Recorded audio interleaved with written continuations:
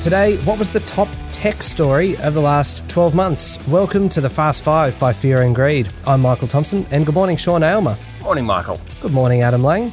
Good morning, Michael. Okay, in the next 5 minutes, we are each going to put forward what we think was the top technology story from the last year, and afterwards, we are going to decide who wins.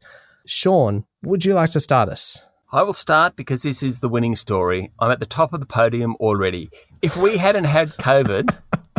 Your confidence is extraordinary. Absolutely. If we hadn't had COVID, much of the year, we would have been talking about cybercrime, cybersecurity, cyber hacking.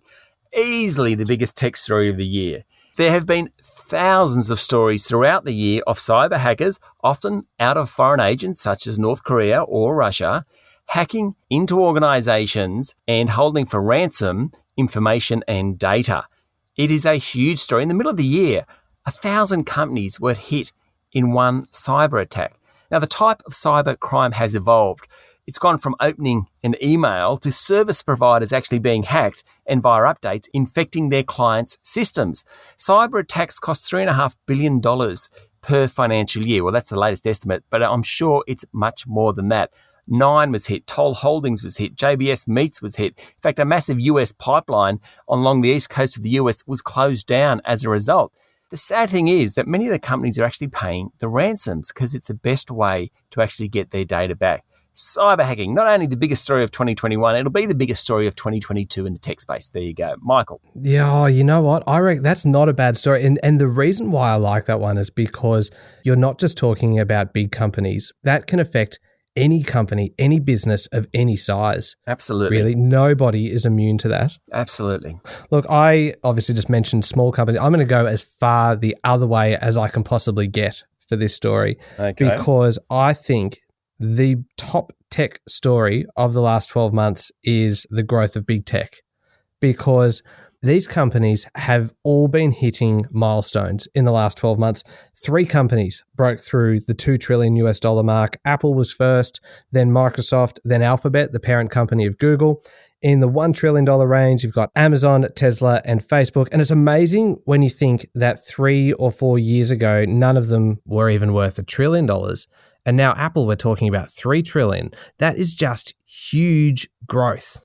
And speaking of Facebook, I really should have actually said Meta because the parent company underwent a name change back in October.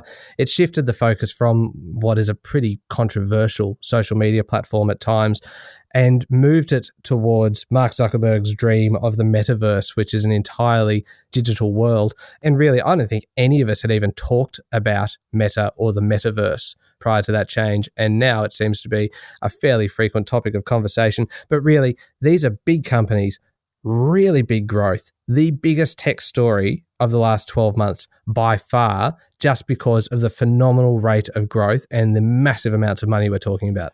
The rise and rise of big tech undoubtedly was pretty amazing in 2021. I'm not conceding yet. Adam, what's your top tech story? Mine is our government's fight with this ever-growing big tech. So in the digital age, technological change has been so swift and international that companies and countries are barely able to keep up. And we've just heard Michael talk about some of them, and you too, Sean. Some of those tech companies have become competitive friends, some of them enemies, some frenemies. Along the way, such companies as Google and Facebook and the big media companies in Australia have definitely been more enemies and frenemies than anything. Google and Facebook would feature the content of media companies, which helped them get exposure for the content, but it also took audiences away from the media companies and needing to pay for them in terms of advertising and subscriptions. In February this year, the Australian government was the first internationally to force these players together, big tech and media, to negotiate under the threat that if they didn't get a deal done, the government would be deciding the mechanism for them. So Facebook threatened to leave Australia and turned off its news feeds for 24 hours before things eventually got to the negotiating table. And now money is actually flowing between the big tech and the media companies.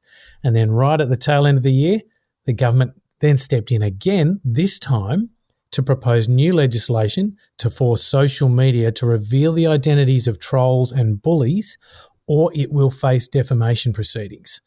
So around the world, our government has driven the biggest technology story of the last 12 months. It's a pretty good contribution. Michael, I'm going to suggest that Adam or I should win this, so I think you should choose who.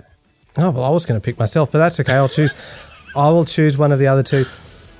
The reason I'm going to pick Adam's story is because Australia is really going to lead the world on this and has the potential to set a really important precedent right across the globe. So, Adam, I think it's yours today. Well done, Adam. Oh, thank you, Michael. Thank you, Sean.